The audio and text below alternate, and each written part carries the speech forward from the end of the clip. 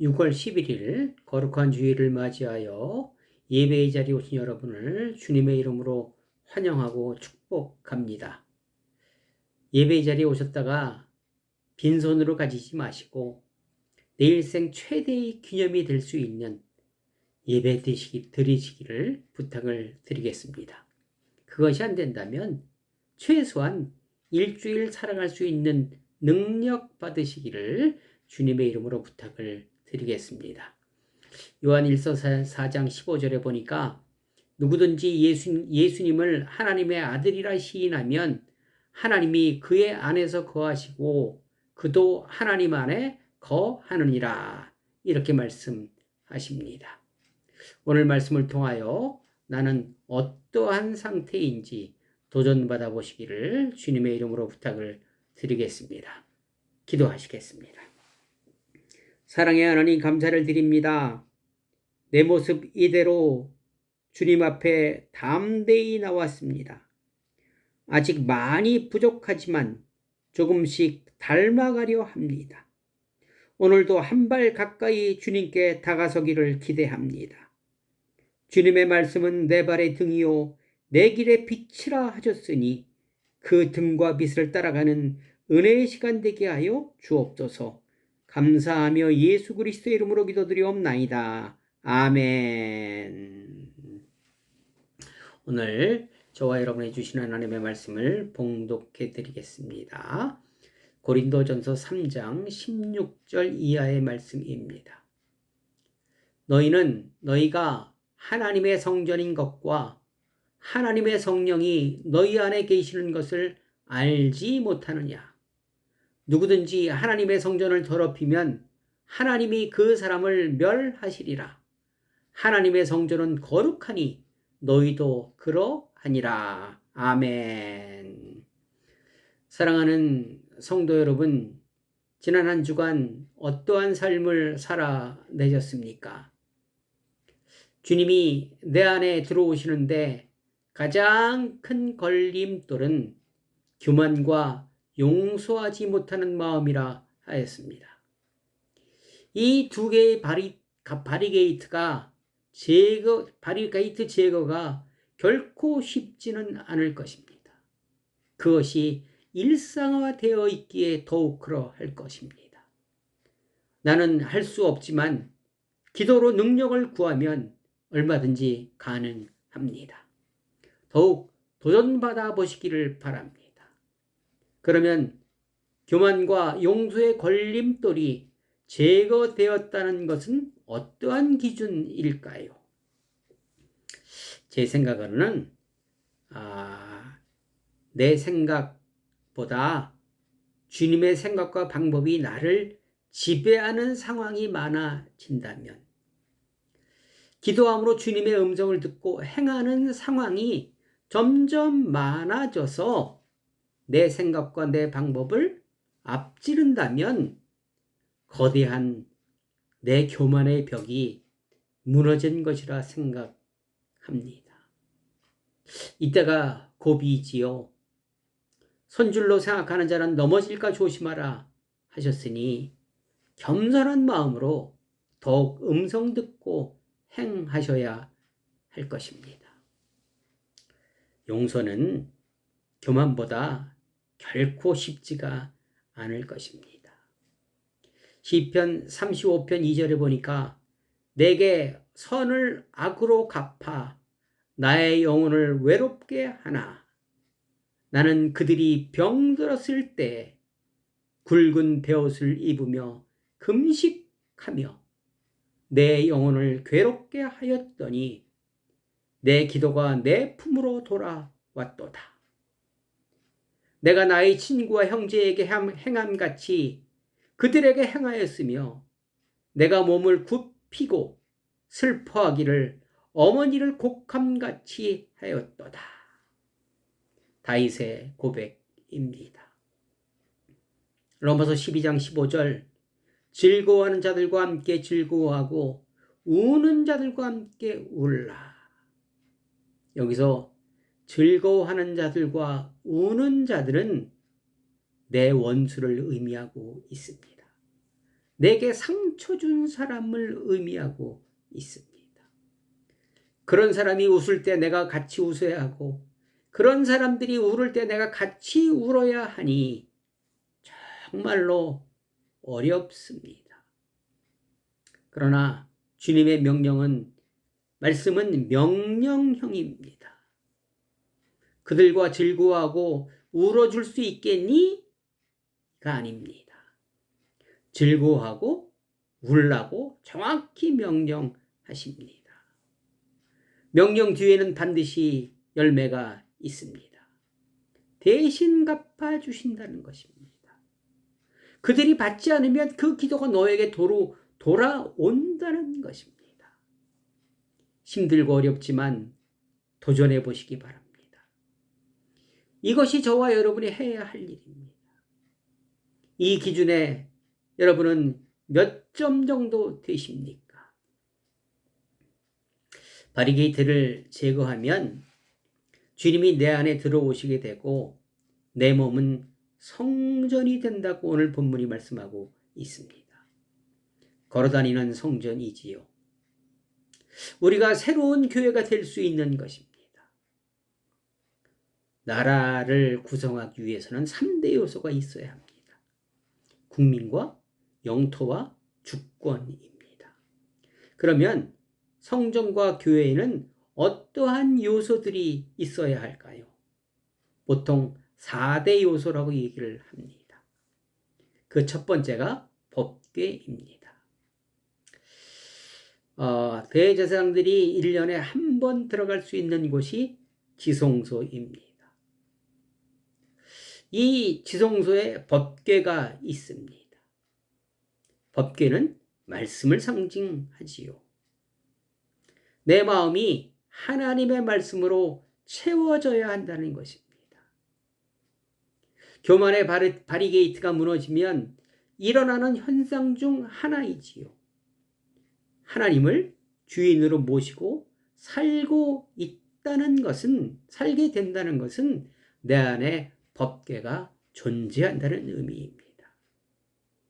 말씀이 곧 하나님이시기에 성전에 반드시 있어야 할 필수품입니다. 구약시대 법궤에는 실제로 10계명이 들어가 있었잖아요.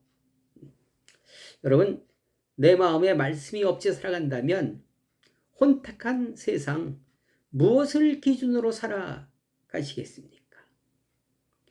러시아의 철학자 도stoyevsky는 하나님이 없는 곳에서는 무엇이든지 가능하다고 말했습니다. 하나님이 없는 것은 어떤 것일까요? 내 생각대로 행동하는 것입니다. 내 이익을 위해서라면 질서, 법, 인권 필요 없습니다. 사람을 죽이고도 당당한 것입니다. 내 뜻을 관철시키기 위해서 이웃을 도구로 삼는 그런 것이지요.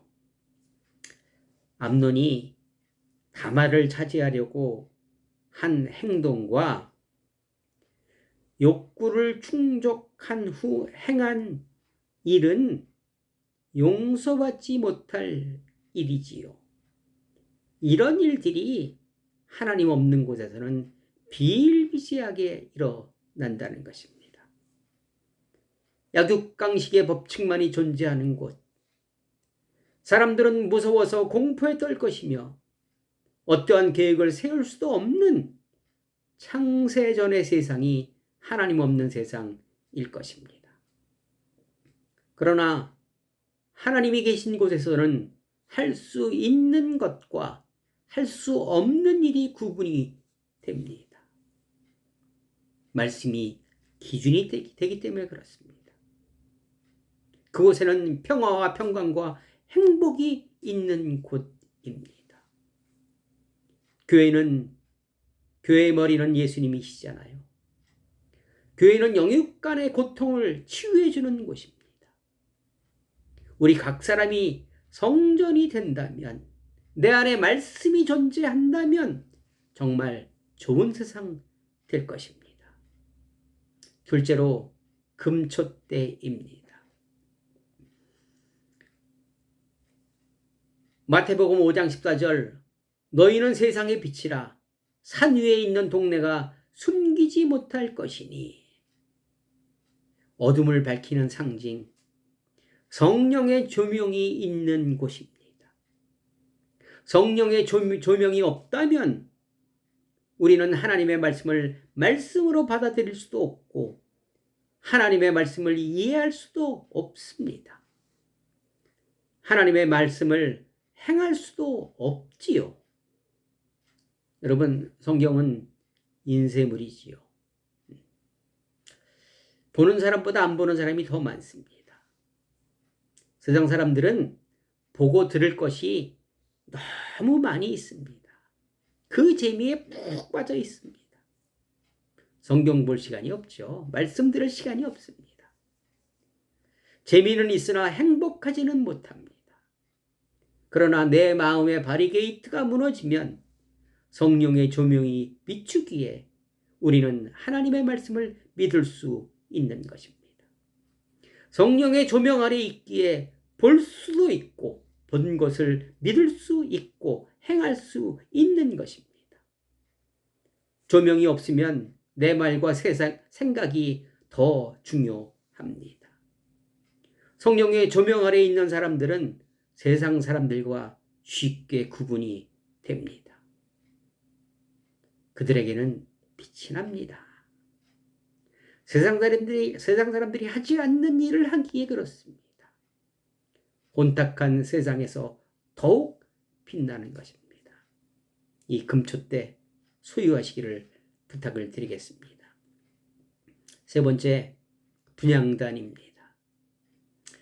이 분향단은 제물을 태워서 하나님께 드리는 연기입니다. 우리의 마음을 하늘을 향해 날아가기를 바라는 마음으로 향을 피운다는 것입니다. 분향단이 신약에서는 뭘 의미할까요? 계시록 5장 8절 그 두루마리를 취하심에 이 향은 성도의 기도들이다 이렇게 말씀하십니다. 향은 성도의 기도를 의미하고 있다는 것입니다. 여러분 잘 보십시오. 기도는 단수인데 그렇죠? 그런데 본문에서는 기도들이라는 복수를 사용하셨다는 것에 주의하셔야 합니다. 기도들 복수잖아요. 지속적으로 돼야 한다는 것입니다. 점이 아닌 선으로 연결되어야 한다는 것입니다. 이것이 하나님께 올라가는 것입니다. 기도는 저와 여러분을 향한 하나님의 새로운 초대장이기도 합니다. 기도는 내가 한계에 부딪혔을 때 깊은 절망과 좌절과 높은 산과 어두움의 골짜기를 만났을 때 하게 되는 것입니다. 기도는 혼자 사는 삶에서 하나님과 동행하는 삶으로의 전환입니다. 기도는 단수이고 기도들은 복수입니다. 우리는 필요할 때 어려운 상황을 만났을 때 기도하지요.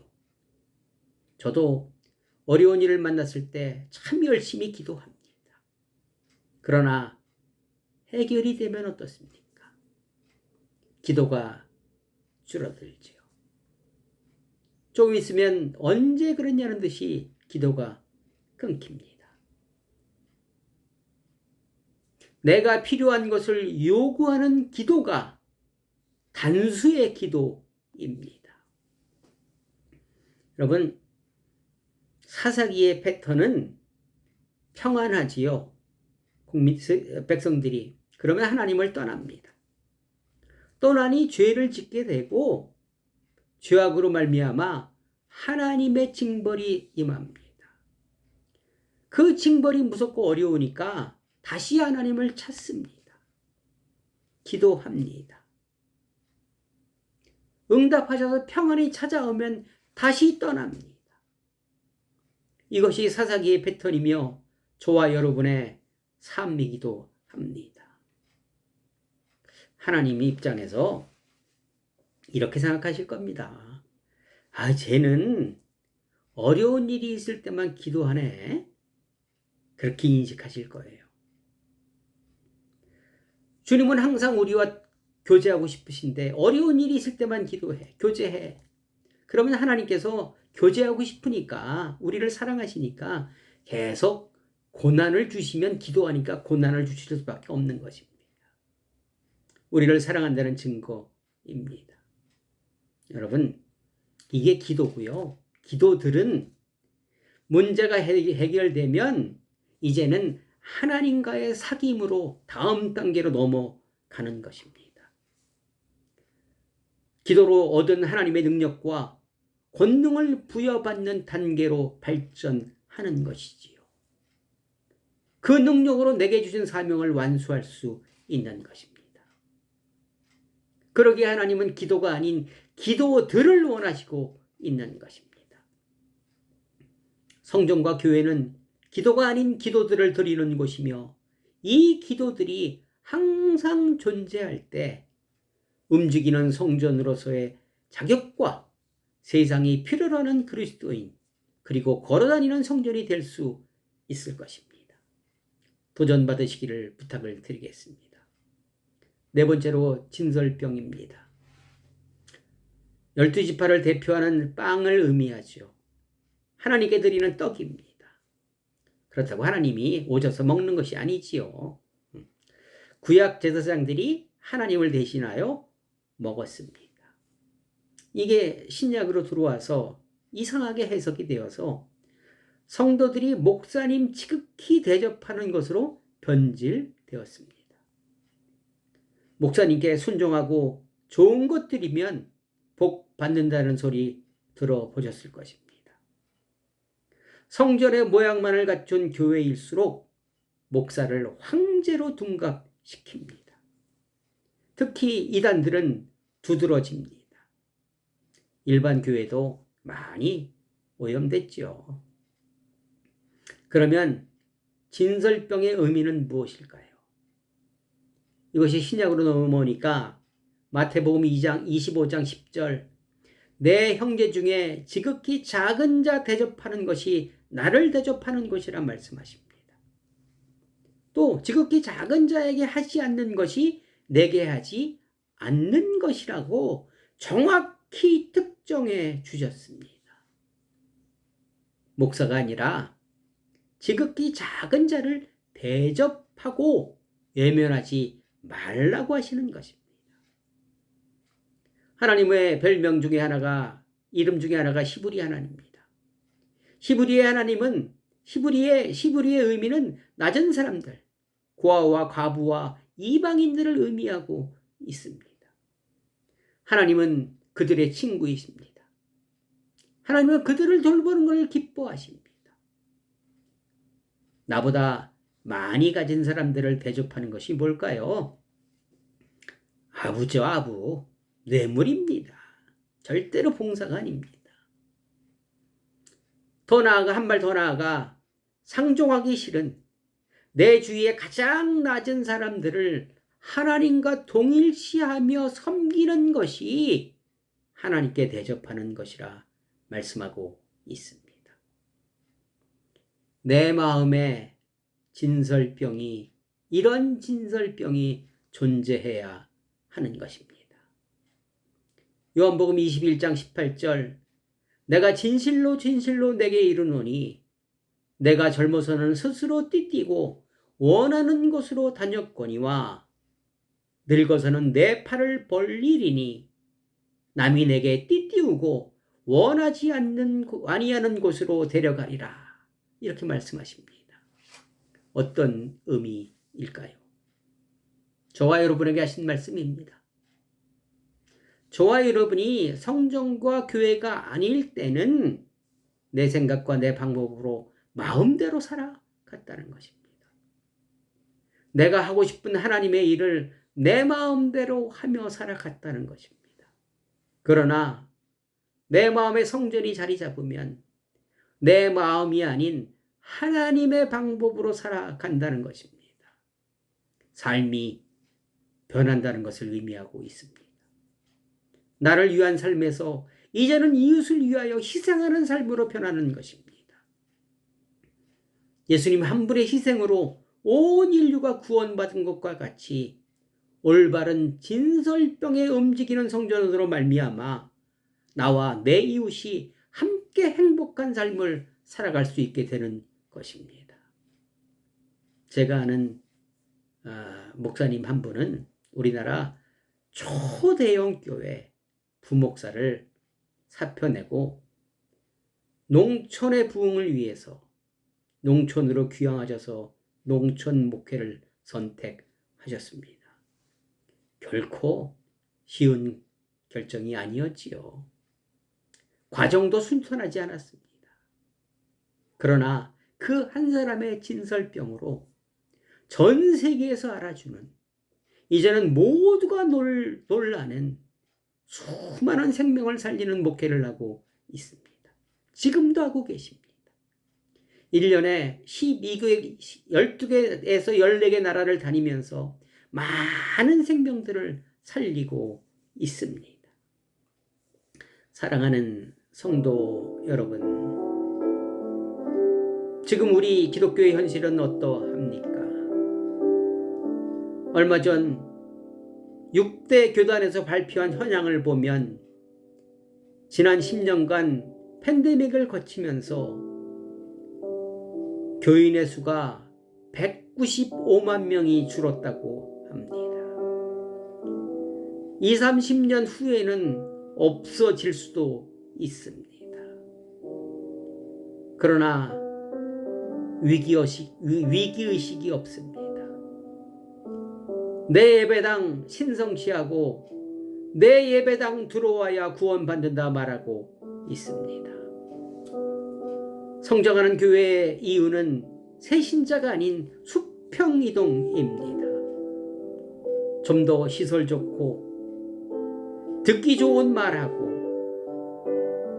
내 마음대로 간섭받지 않고 등록하지 않고 왔다가 조용히 갈 수 있는 곳으로 쏠리고 있습니다.